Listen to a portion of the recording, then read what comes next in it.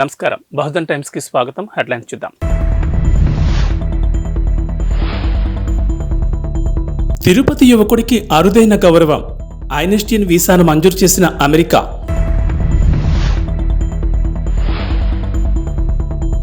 మీతో మేమున్నాం, అధైర్యపడకండి.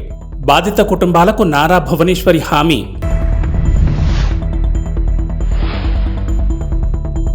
ట్యాంక్ బండ్పై గద్దర్ విగ్రహం ఏర్పాటుకు రేవంత్ సర్కార్ గ్రీన్ సిగ్నల్.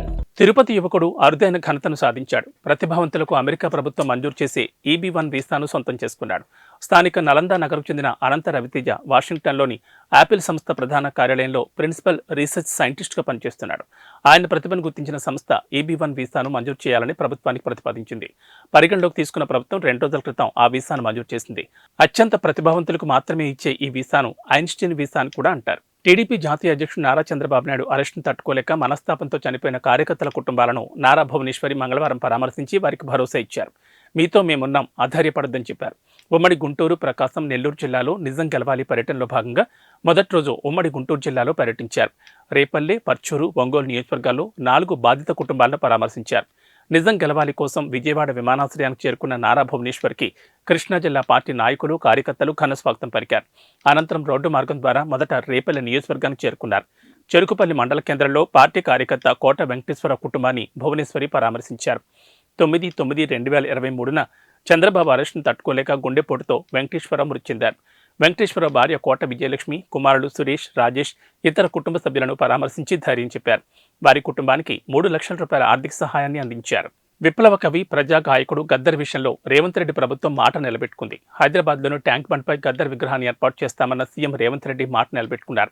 గద్దర్ విగ్రహ ఏర్పాటుకు టీఎస్ ప్రభుత్వం గ్రీన్ సిగ్నల్ ఇచ్చింది. గద్దర్ విగ్రహాన్ని ఏర్పాటు చేయాలని తెల్లాపూర్ మున్సిపాలిటీ చేసిన తీర్మానానికి ఆమోదం తెలిపింది. విగ్రహ ఏర్పాటుకు అనువైన స్థలాన్ని కేటాయిస్తూ ఈ రోజు ఉత్తర్వులు జారీ చేసింది. గద్దర్ మరణ వార్త తెలిసిన వెంటనే రేవంత్ రెడ్డి ఆసుపత్రికి చేరుకున్న సంగతి తెలిసిందే. ఆయన భౌతికాయాన్ని ఎల్బీ స్టేడియం తరలించిన దగ్గర నుంచి అంతిమ యాత్ర వరకు ఆయన అన్నింటినీ ముందుండి నడిపించారు. గద్దర్ అంత్యక్రియలు అధికారిక లాంఛనాలతో జరిగినప్పటికీ దగ్గరుండి చూసుకున్నదే రేవంతే. గత ఎన్నికల్లో కూడా గద్దర్ కుమార్తె వెన్నెలకు కాంగ్రెస్ పార్టీ టికెట్ ఇచ్చింది. అయితే ఆ ఎన్నికల్లో ఆమె ఓటమి పాలయ్యారు. మరోవైపు ట్యాంక్ బండ్పై గద్దర్ విగ్రహం ఏర్పాటు కానుండడంపై ప్రజా సంఘాలు హర్షం వ్యక్తం చేస్తున్నాయి.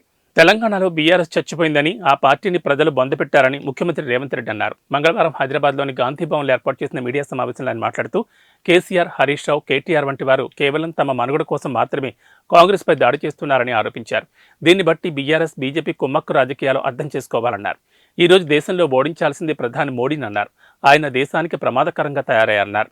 కానీ బిల్లా, రంగాలు మాత్రం మోదీని ఏమీ అనడం లేదని గుర్తు చేశారు. బీఆర్ఎస్ పార్టీకి ఓటు వేస్తే మురికి కాలంలో వేసినట్లే అన్నారు. మోదీని, బీజేపీని ఓడించాలంటే కాంగ్రెస్ పార్టీతోనే సాధ్యమని వ్యాఖ్యానించారు. కేంద్రంలో కాంగ్రెస్ అధికారంలోకి వస్తే తెలంగాణకు ఇచ్చిన హామీలు నెరవేరుతాయన్నారు. ఇంతకాలం కేసీఆర్ అడిగింది లేదు, మోడీ ఇచ్చింది లేదని విమర్శించారు. తెలంగాణలో 17కు 17 స్థానాలు కాంగ్రెస్ గెలవాలన్నారు. బీఆర్ఎస్ నేతలకు ఓటమితో మతితప్పి ఇష్టారీతిన ఆరోపణలు చేస్తున్నారన్నారు. బీజేపీపై మేం పోటీ చేస్తుంటే బీఆర్ఎస్ తమను టార్గెట్ చేస్తోందని ధ్వజమెత్తారు.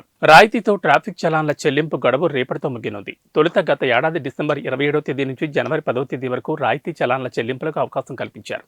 అయితే దీన్ని ఆ తర్వాత జనవరి 31 వరకు పొడిగించారు. సాంకేతిక సమస్య కారణంగా రాయితీతో కూడిన చెల్లింపు గడువును పొడిగించారు. అయితే మరోసారి గడువు పొడిగించేది లేదని ఇప్పటికే పోలీసులు స్పష్టం చేశారు. ఈ నేపథ్యంలో రాయితీతో కూడిన ట్రాఫిక్ చలాన్ల చెల్లింపుకు మరొక రోజు మాత్రమే గడువుంది. బైకులు, ఆటోలకు 80%, ఆర్టీసీ బస్సులకు 90%, లారీ వంటి భారీ వాహనాలకు 60% రాయితీని ప్రకటించారు. రాయితీతో కూడిన ట్రాఫిక్ చలాన్ల చెల్లింపు వల్ల ఖజానాకు భారీగానే ఆదాయం వచ్చింది. భారతీయ ఐటీ నిపుణులకు అగ్రరాజ్యం అమెరికా గుడ్ న్యూస్ చెప్పింది. దేశీయంగా H-1B వీసా పునరుద్ధరణకు అవకాశం ఇస్తూ ఒక పైలట్ ప్రాజెక్టును ప్రారంభించింది. ఈ నిర్ణయం వేలాది మంది ఇండియన్ టెక్కీలకు ప్రయోజనం చేకూర్చే అవకాశాలున్నాయి. ఈ మేరకు యుఎస్ స్టేట్ డిపార్ట్మెంట్ సోమవారం ఒక ప్రకటన విడుదల చేసింది. ఈ ప్రత్యేక ప్రోగ్రాం జనవరి 29 నుంచి ఏప్రిల్ 1, 2024 వరకు లేదా అన్ని అప్లికేషన్ స్లాట్లు నిండే వరకు ఈ రెండింటిలో ఏది ముందైతే అది చివరి తేదీగా ఉంటుందని తెలిపింది. ప్రస్తుతం రెన్యువల్ స్టేటస్లో ఉన్న H-1B వీసాదారులు అమెరికాకు వెళ్లకముందే భారత్లోనే అప్లికేషన్ పెట్టుకుని పునరుద్ధరించుకోవచ్చు.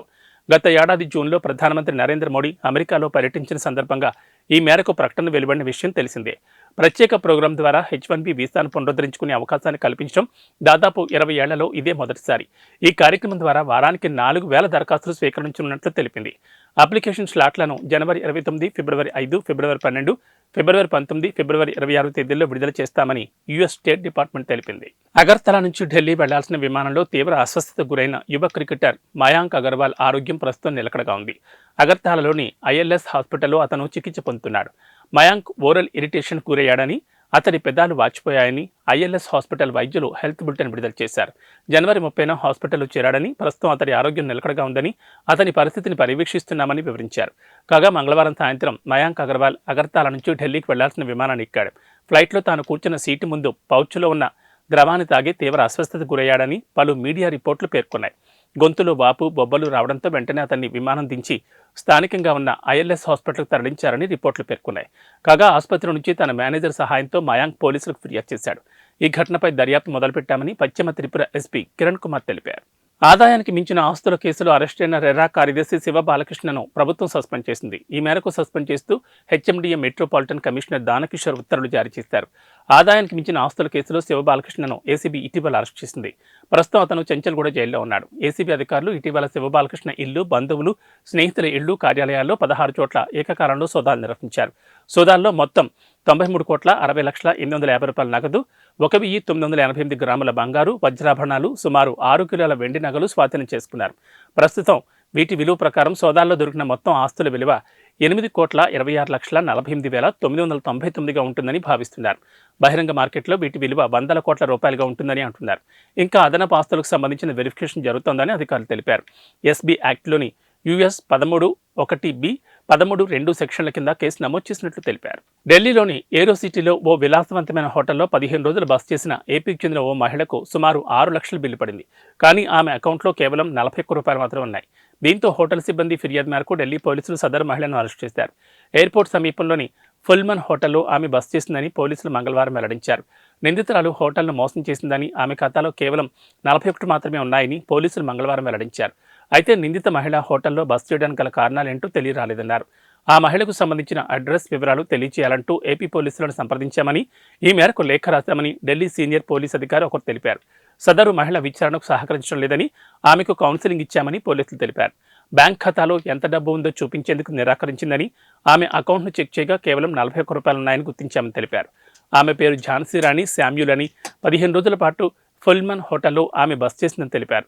దాదాపు 5,88,176 రూపాయల విలువైన అనుమానిత లావాదేవీలు జరిపిందని చెప్పారు. హోటల్ సిబ్బందికి నకిలీ గుర్తింపు కార్డును అందజేసిందని పోలీసులు వివరించారు. నిందిత మహిళ హోటల్లోని స్పాలో 2,11,708 రూపాయల విలువైన సర్వీసులు పొందిందని హోటల్ సిబ్బంది ఫిర్యాదులో పేర్కొన్నారు. ఐసిఐసిఐ బ్యాంక్ యూపీఐ యాప్ ద్వారా లావాదేవీలు జరుపుతున్నట్లు ఝాన్సీ వివరాలను చూపించిందని, అయితే అవి హోటల్ అకౌంట్లోకి రాలేదని చెప్పారు. ప్రపంచవ్యాప్తంగా అవినీతి ఇబ్బడిముబ్బడిగా పెరుగుతున్న వేళ డెన్మార్క్ ఈ జాబితాలో అట్టడుగున నిలిచి అవినీతి రహిత దేశాల జాబితాలో అగ్రస్థానంలో నిలిచింది. అత్యంత అవినీతి కలిగిన దేశాల్లో సోమాలియా 11వ ర్యాంకుతో అగ్రస్థానంలో కొనసాగుతుండగా భారత్ 93వ స్థానంలో ఉంది. ప్రపంచంలోని అత్యంత అవినీతి, అతి తక్కువ అవినీతి కలిగిన దేశాల జాబితా తాజాగా విడుదలైంది. ట్రాన్స్పరెన్సీ ఇంటర్నేషనల్ తాజాగా 2023 కరప్షన్ పెర్సెప్షన్స్ ఇండెక్స్ను విడుదల చేసింది. సిబిఐ గ్లోబల్ సగటు వరుసగా 12వ ఏడాది కూడా 43 వద్ద ఎలాంటి మార్పు కనిపించలేదు. రెండింట మూడొంతుల దేశాలు 50 లోపే స్కోర్ చేశాయి. ప్రభుత్వ రంగంలో చోటు చేసుకున్న అవినీతి ఆధారంగా మొత్తం 180 దేశాలు భూభాగాల్లో అధ్యయనం చేసిన సిపిఐ అవినీతి స్థాయిని 0 నుంచి 100 వరకు ర్యాంకులు ఇచ్చింది. ఇవి బులెటిన్ విశేషాలు. నమస్కారం.